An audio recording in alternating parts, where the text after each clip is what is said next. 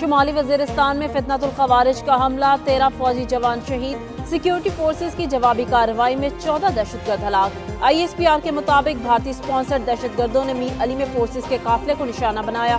بھارتی اسپانسرڈ خارجیوں کے وحشیانہ حملے میں 3 شہری بھی شدید زخمی۔ سینیٹائزیشن آپریشن کے دوران خارجی دہشت گردوں کا تعاقب کیا گیا۔ شدید فائرنگ کے تبادلے میں 14 خارجی دہشت گرد مارے گئے۔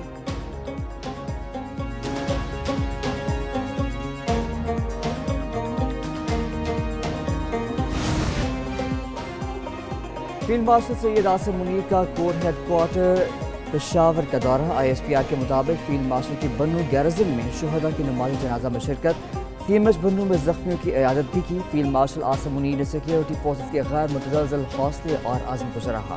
کہا کہ پاکستان کو نقصان پہنچانے کی ہر کوشش پر جواب ملے گا۔ یقین دلاتا ہوں بے گناہ شہری کے خون کا بدلہ لیں گے، دہشت گردوں، سہولت کاروں اور حامیوں کا بلا امتیاز تعاقب کریں گے۔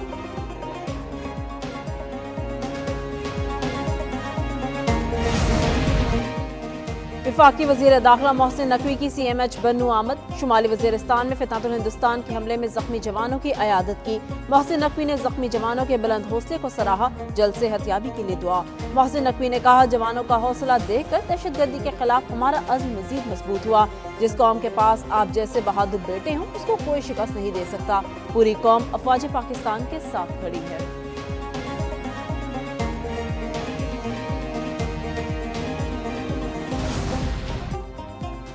وزیراعظم شہباز شریف کا چیئرمین NDMA لیفٹیننٹ جنرل انعام حیدر ملک سے ٹیلی فونک رابطہ۔ چیئرمین NDMA نے بارشوں کی صورتحال سے آگاہ کیا۔ وزیراعظم کی صوبائی حکومتوں کے ساتھ رابطے میں رہنے اور معاونت کی ہدایت۔ ریسکیو اداروں، ضلعی انتظامیہ اور صوبوں سے رابطہ فعال کیا جائے۔ موبائل فون میسج کے ذریعے شہریوں کو موسمی صورتحال کی پیش کی اطلاع دینے کی بھی ہدایت۔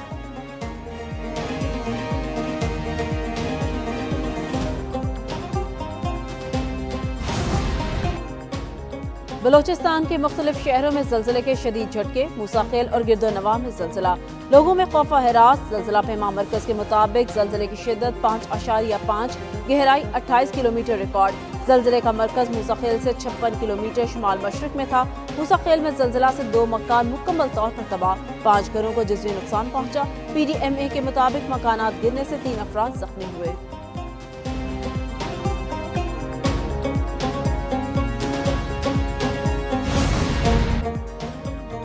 سوات میں سیلابی ریلے میں بہہ جانے والے ایک شخص کی تلاش جاری، تیسرے روز 7 اہلکار ریسکیو آپریشن میں شریک۔ دریائے سوات میں ڈوب کر جان بحق افراد کی تعداد 12 ہو گئی۔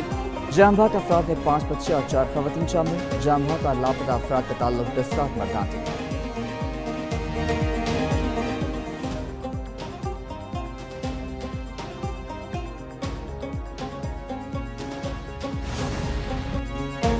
چترال میں گلیشیئر پگھلنے کے باعث دریائے چترال کی سطح میں غیر معمولی اضافہ ہو گیا۔ دریا کے کنارے واقع آبادی، سڑکیں اور زرعی اراضی دریابرد ہونے لگیں۔ لوئر چترال کے گاؤں میں 3 گھر اور کئی ایکڑ زرعی زمین دریا میں بہہ گئی۔ سیاحتی مقام نگر دروش میں بھی 2 گھر، فصلیں اور باغات متاثر ہوئے۔ دریا کے کٹاؤ سے متاثر افراد کھلے آسمان تلے زندگی گزارنے پر مجبور۔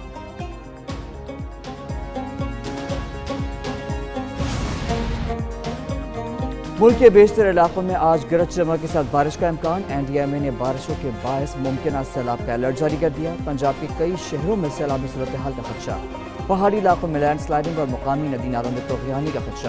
اسلام آباد، شمال مشرقی پنجاب میں بادل برسنے کی پیشگوئی۔ KP، کشمیر، گلگت بلتستان میں تیز ہواؤں کے ساتھ بارش متوقع۔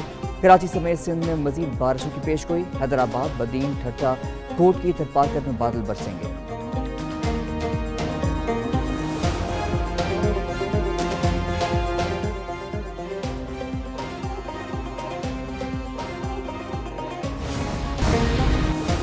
اور ایشین یوتھ گرلز نیٹ بال چیمپئن شپ پاکستان کے ایونٹ میں مسلسل دوسری جیت۔ پاکستان گرلز نیٹ بال ٹیم کی چائنیز تائپے کو شکست۔ پاکستان تیسرا میچ آج میزبان جنوبی کوریا کے خلاف کھیلے گا۔